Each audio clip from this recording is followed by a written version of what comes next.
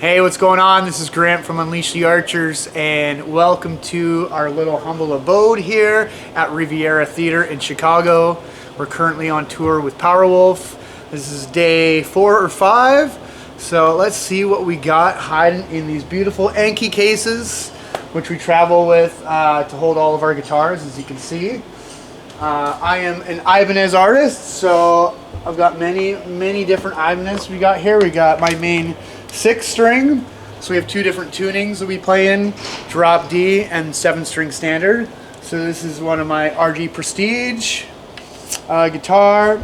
I am not really a fan of having the volume knob right here, so I always switch my volume knob to this guy and then just disconnect the tone, keep it cranked at 10, because I plant with my pinky a lot and they're always kind of in the way, and I'm always kind of turning it down subconsciously. So that's the only real mod that I've done on all these guitars, is just move the volume knob out of the way. So in this RG 1070 PBZ, we got just stock DiMarzio pickups.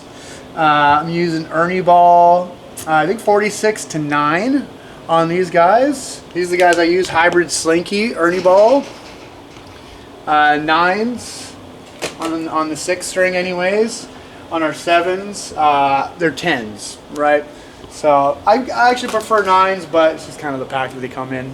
But yeah, you know, awesome, cool finish. You know, if you stare at this long enough, you probably see some skulls and stuff. Sweet wizard neck, 5-piece wizard neck. It's taken some dings, but that's the nature of the road.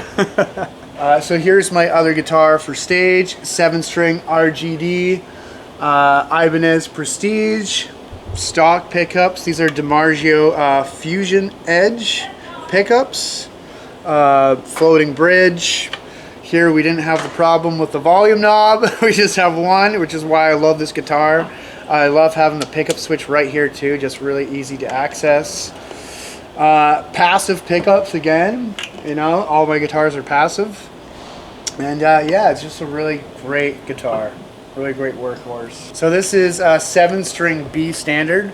So your standard top 6 strings, and then the lowest is just a B, right? So we changed the 7 strings on our 2021 album, Abyss. We wrote 7 strings, and the recent album we wrote 7 strings as well. All the old stuff is 6-string drop D, so that's why I have to bring so many guitars. And then backups here is, this one has seen quite a bit of road wear and tear. Another Ibanez Prestige, DiMarzio stock pickups, right? You know, I'm a kind of a firm believer that the tone is in the fingers. So I don't really stress too much about pickups and swapping things out. I feel like everything I get from Ibanez sounds great right out of the box. But as you can see here, we move the volume knob and the tone is somewhere in there. But it's cranked to 10 and it's just ready to go.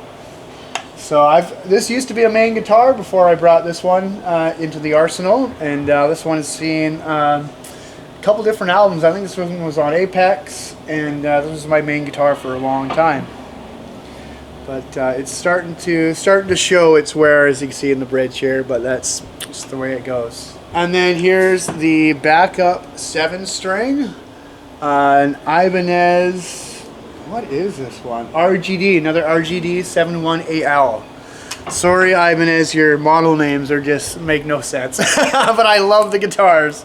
DiMarzio pickups, again, stock, 1 volume knob, love it. Pickup switch right here. I use this guitar for our 2021 album Abyss. I use this one to record it. It's a fixed bridge, so it's kind of nice just having like a reliable fixed bridge guitar ready to go. So Andy and I share these backups, but in a good situation, they're never used. So these have not seen the stage yet on this tour, and let's knock on wood that they don't have to. So in my Anki box here, we've got the picks I use, Swiss picks, nuclear cheddar, 1.3 millimeter.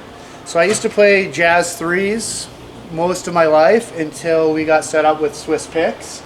And you know, at first, to be honest, you know, these little holes were a little weird to get used to, but the green on a black stage, beautiful. And then these holes, just when you start to get a little sweaty, man, I feel like it really helps.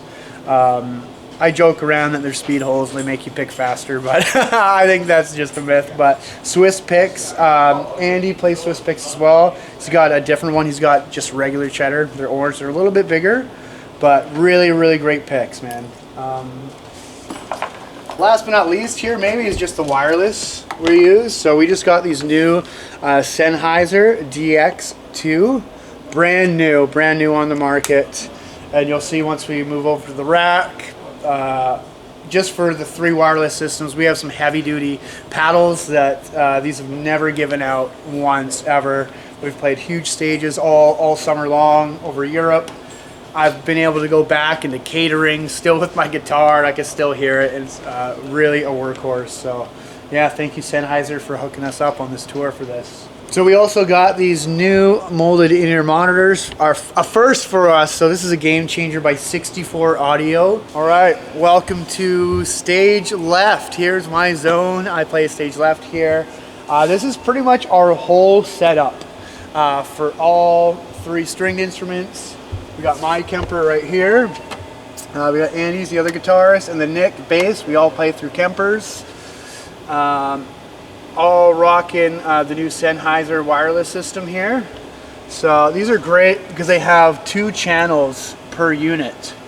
So we even have a free one in case we want to get a guest guitarist or a guest vocalist in here.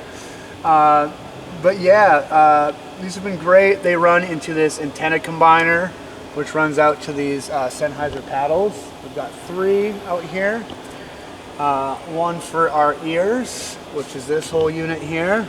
Sennheiser again. So essentially everything comes in to this guy right here. This is our splitter. So we've got right vocals, center, backups, 2 guitars, bass coming into this, and then we also have it coming into the back as well. It gets split, sent to our PreSonus, which is essentially our mixer.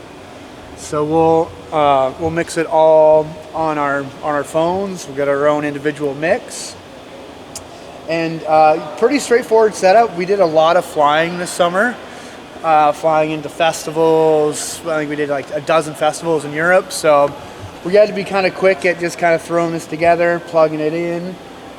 We don't run any cabs at the moment. We might be changing that in the future. We're kind of missing that air movement a little bit. But yeah, for now it just goes direct into the PA. Just pedal board, everything is already pre-programmed.